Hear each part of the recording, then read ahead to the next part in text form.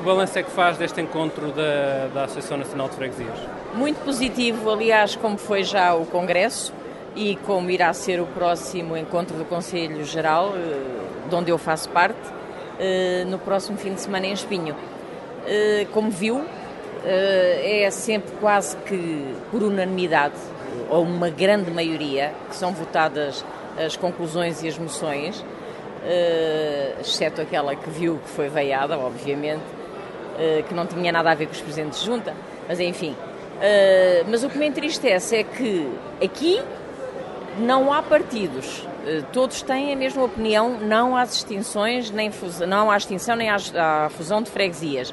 Mas depois, em separado, junto aos seus partidos, eles têm outra opinião. Aliás, foi como eu comentei num artigo que eu fiz em Sintra, relativamente aos presidentes de junta de Sintra, porque todos eles, nas suas assembleias de freguesia, votaram contra o documento.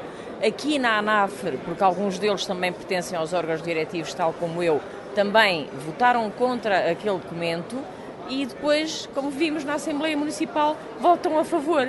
Mas é positivo. Pena tenho, e eu irei também estar na tal manifestação do dia 31 de março, se, e isso não acredito que aconteça, se todos as 4.259 freguesias entregassem as chaves das suas sedes, eu também entregaria. E veríamos o que é que o Governo ficaria com o menino nos braços, o que é que o Governo faria. Tenho pena é que estas nossas lutas, estas nossas manifestações, é meu entender que ficarão em nada. Aqui, isto é um braço de ferro, o Governo está a teimar e penso que levará à frente esta decisão de fundir freguesias e extinguir outras. Se avançar, o que é que esta reforma pode representar para Montabrão? Bom, para Montabrão é uma perda, porque eu estava na Junta de Freguesia de Queluz quando houve a fusão, aliás, a criação das duas novas freguesias, a de Massamá e de Montabrão, que era só uma, que era a de Queluz, com 120 mil habitantes na altura, hoje já deve ter 150 mil. Era um retroceder, era um voltar atrás, ficariam a perder todas as freguesias, as três, ficariam a perder. Não sei no que é que isto vai dar. Que hipótese é que podem estar em cima da mesa? A aglomeração das três, só de duas? Já ouvi várias versões. Seria as três juntarem-se novamente, ou então Montabrão a Queluz ou a Massamá. Mas também já ouvi dizer que politicamente para o PSD isso não, para a ligação de Montabrão a Massamá não seria a mais favorável, dado que assim perderiam mais uma freguesia. Ao passo que, fundindo Montabrão a Queluz, ficariam sem as mesmas duas freguesias PS, tanto que é a de Montabrão e de Queluz, e manteriam a de Massamá. Vamos ver no que é que isto está. O que é que as pessoas lhe têm dito sobre este processo? Estão informadas? Estão... Eu penso que sim, que as pessoas estão informadas. As pessoas que questionam muito Presidente, vão acabar com Montabrão? É verdade que vão acabar com Montabrão? Vão acabar com Montabrão? As pessoas estão muito preocupadas que acabem com Montabrão. Não sei como é que isto se vai processar. Obviamente que Montabrão não vai acabar, nem vai continuar a existir. O meu carinho vai continuar sempre por Montabrão. Aliás, já me propuseram muitas vezes candidatar-me a uma ou outra freguesia e eu isso nunca faria, porque acho que seria trair Montabrão. Mas se fundissem Montabrão a uma ou outra freguesia, eu ia-me candidatar outra vez, porque Montabrão, sim, neste caso já poderia, mas Montabrão teria que estar. E obviamente que os de Montabrão nunca, jamais serão esquecidos, nunca. Um balanço claramente positivo, acima de tudo pela larga adesão e muito significativa que tivemos de autarcas de todo o país, incluindo das regiões autónomas. Nós perspectivámos a realização, nós, Conselho Diretivo da ANAF, perspectivámos a realização nesta sala que não foi suficiente para o número de adesões que tivemos em termos de lugares sentados. Também tenho a salientar a larga participação em termos de intervenções, que foi muito significativa, e digamos também alguma continuidade e alguma identificação entre cada uma das intervenções, que vão praticamente todas no mesmo sentido, que é da rejeição desta reforma administrativa. A ANAFRE tem tido por postura não ser contra uma reforma administrativa no país, mas ser efetivamente contra esta proposta de reforma administrativa, nomeadamente esta lei que agora entrou na Assembleia e foi aprovada na Generalidade da Assembleia da República, descendo às comissões para discussão na especialidade.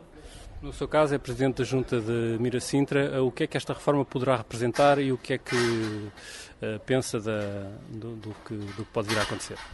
Em primeiro lugar, enquanto Presidente da Junta de Freguesia de Mirasintra, gostaria de recordar que a Junta de Mirasintra nasce de uma divisão administrativa da antiga Junta de Agualva-Cacém, com mais de 80 mil habitantes, e essa divisão deu-se há 10 anos atrás. Portanto, a Junta tem apenas 10 anos de existência.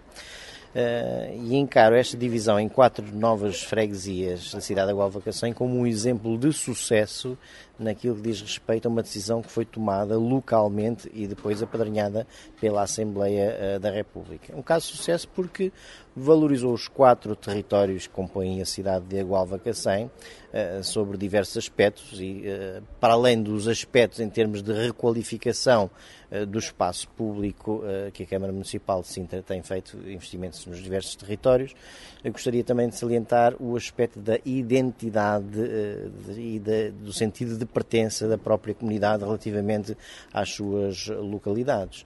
Eu acho que hoje já ouço pessoas a dizer eu sou mirasintrense, quando no passado se calhar as pessoas se identificavam como sendo do Cacém ou do Concelho de Sintra.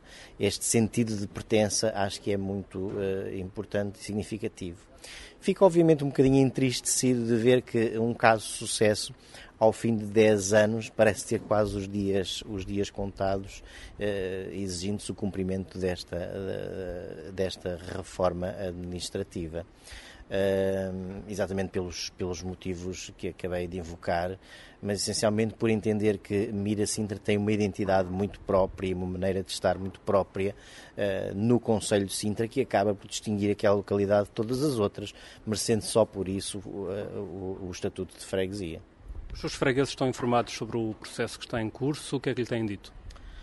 Estão mais ou menos atentos, as pessoas estão mais ou menos atentas, mas dada a conjuntura do país, neste momento também há uma grande abertura de espírito para que se façam reformas. As pessoas também sentem que há necessidade de mexer em muitos setores e que o setor poder local também pode dar um pequeno contributo para, este desafio que todos nós portugueses temos no país neste momento.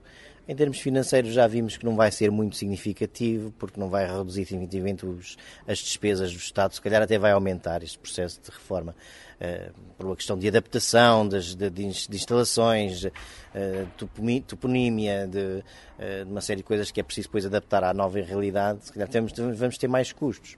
Mas efetivamente há uma abertura de espírito para esta mudança. Também temos que ver que Mirasintra, enquanto freguesia, tem apenas 10 anos de existência, não há aquela conotação histórica do passado que outras freguesias que hoje aqui vieram invocar séculos de história e identificação do território. Mas vejo da parte da população também um sentimento de rejeição desta ideia, ao mesmo tempo de algum conformismo perante esta ideia da possibilidade de fusão com outras freguesias. Tem sido muito questionado na rua, afinal, mantemos a freguesia, não mantemos, como é que é, vamos ter que nos agregar a quem? E há muita especulação pois no ar, e isso obviamente preocupa as pessoas, porque também entendem perfeitamente que a realidade de há 10 anos atrás da cidade de Agualva-Cacém de todo não é benéfica para as comunidades locais, porque uma freguesia com mais de 80 e tal mil habitantes é uma freguesia praticamente ingovernável e muito superior em termos de número de habitantes à grande maioria dos concelhos deste país. Que hipóteses de agregação é que poderão estar em causa? A Gualva, já ouvi falar em Rio de Moro, isso é possível? Não vejo que Mirasintra tenha identificação territorial com a freguesia de Rio de Moro. Aliás, há ali duas fronteiras, uma artificial, outra natural. A natural é a Ribeira das Jardas e a outra artificial é a própria linha do comboio que vai para o oeste, que nos divide de Rio de Moro. Portanto, não há uma ligação muito grande a Rio de Moro. Mirasintra identifica-se como sendo uma freguesia da cidade de Agualva-Cacém. Futuras agregações, se vierem a concretizar, vejo que fazem mais sentido com freguesias da cidade. Sou eu apologista, em primeiro lugar, gostava que se mantivessem as 4. Na impossibilidade de se manterem as 4, sou apologista da manutenção de pelo menos 2 freguesias na cidade, juntando eventualmente Mirasintra com a Gualva por uma questão de identificação territorial e Cacém com São Marcos, portanto fazendo a divisão, através da linha natural que é a Ribeira das Jardas, a divisão destas 2 freguesias da cidade. Gostava também que este processo aproveitássemos este processo para, digamos, redesenharmos também algumas fronteiras que não fazem muito sentido, e do exemplo da localização da estação ferroviária de Mirasintra-Melessas, que se encontra em território de Belas. E isto deveu-se ao facto da antiga fronteira da Gualva-Cacém ser a Quinta de Melessas, e como tal ficou ali chamemos-lhe uma língua de território entre Mirasintra e Rio de Moro, que pertence a Belas, e se calhar não faz muito sentido que pertence. Ajustes geográficos são possíveis neste processo? Eu penso que se houver uma proposta da Assembleia Municipal, não vejo por que não, se estamos realmente a fazer a reforma, por que não fazer estes reajustes na Assembleia da República. Penso que não, a lei não diz, é omissa relativamente a essa questão, não vejo porque é que não se há de fazer. Aliás, a própria reforma administrativa proposta da cidade de Lisboa prevê a extinção de todas as freguesias e a criação de novas 24 freguesias, com algumas com identificação de fronteiras, mas outras fazendo alguns realinhamentos de acordo com a nova realidade do território. A evolução territorial, como o termo diz mesmo, evolução é sempre mutável e os territórios vão se modificando ao longo dos tempos. Acho que faz sentido que de X em X tempo possamos fazer estas reformulações, estes acertos de territórios. Como é que acha que o processo vai correr em Sintra? Com muita contestação, com pouca contestação? Fala-se que poderá ser necessário reduzir 9 freguesias se o projeto de lei se mantiver como estava na versão inicial. Como é que as populações vão reagir a uma redução desse volume? Depende dos territórios. Eu, como estou no Conselho Diretivo da ANAV, Conselho Diretivo Nacional, tenho mais ou menos uma noção da realidade do país e vejo que muito maior dificuldade, por exemplo, nas freguesias de cariz mais rural do que propriamente nas urbanas, porque esta identificação de território de que eu falava é muito mais vincada nas regiões de interior e de maior ruralidade do que propriamente nas freguesias urbanas, onde parte significativa da população que lá reside, se calhar, não nasceu nessas freguesias, onde não há esta identificação territorial, portanto, prevejo que seja mais pacífico nas freguesias urbanas, pese embora haja, de facto, alguma contestação local. Não estou a ver em Sintra para já grandes problemas, à exceção de uma polémica já levantada entre Montelavar e Perpinheiro. Há ali alguma rivalidade de comunidades e aí poderá haver alguns problemas. De resto, nas freguesias urbanas, acho que a população é muito mais desprendida dessas questões, o que pode facilitar o processo, o que não quer dizer que não haja, de facto, alguma contestação, e há uma contestação de caráter político também. Que balanço é que faz deste encontro da ANAV? Positivo, não, desde logo do ponto de vista da participação, a adesão maciça que viu aqui, enchendo completamente a sala, pessoas que não tiveram lugar para se sentar.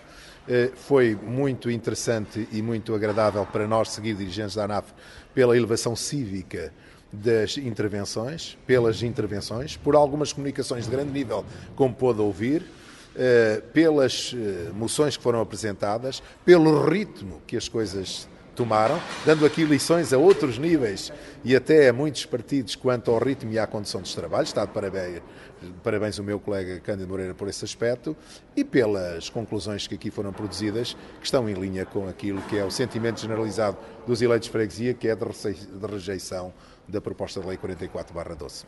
Como medidas, foi também decidido realizar uma manifestação no próximo dia 31. Em que vai consistir essa iniciativa? Essa manifestação pretende-se que seja uma manifestação diferente de tudo o que já se viu, em Lisboa, dando aqui um brinde aos lisboetas e à área metropolitana de Lisboa e a todos os portugueses que nos queiram acompanhar assistindo ou participando através de uma manifestação etnográfica, cultural, com bandas de música, ranchos, tunas, bombos, etc. Tudo o que seja as raízes culturais do nosso povo que estejam aqui, porque muitas dessas raízes culturais existem, são desenvolvidas, são alimentadas, são dinamizadas pelas freguesias de onde são originárias e desse ponto de vista acho que vai ser um grande dia em termos de imagem e de sinal pela positiva, sublinho, um sinal pela positiva aos portugueses, ao Governo de Portugal, aos senhores deputados, ajudando-os a decidir e a pensar bem no que estão a fazer com este nível do poder local, ainda por cima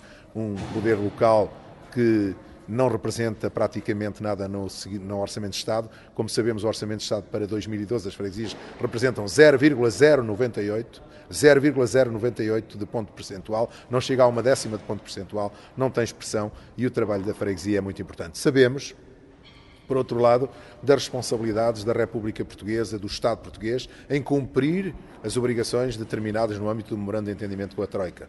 E esta é uma delas.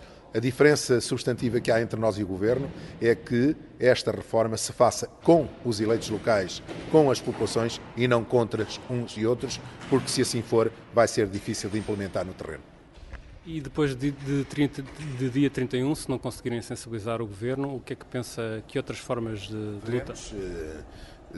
Não sei o que vai acontecer, mas penso que localmente vai haver muitos problemas. Manda o bom senso, manda o interesse do país, manda a paz social, manda a diminuição das tensões na sociedade portuguesa, que haja um entendimento, que na audição parlamentar, que com certeza para a qual seremos convocados, sejamos ouvidos, que haja uma base de apoio política a esta reforma, em que o Partido Socialista é muito importante do meu ponto de vista. É muito importante que o Partido Socialista apresente um contributo significativo no âmbito do debate na especialidade desta reforma, para que ela possa ser aceite por todos. Os partidos que sustentam o Governo apresentaram a proposta, mas manda aqui o equilíbrio e o interesse do país, que haja uma base, que haja uma grande abertura a corrigir e a alterar na especialidade esta proposta de lei para que possa ser de adesão voluntária, livre e localmente assumida cada reforma em cada freguesia, em cada município.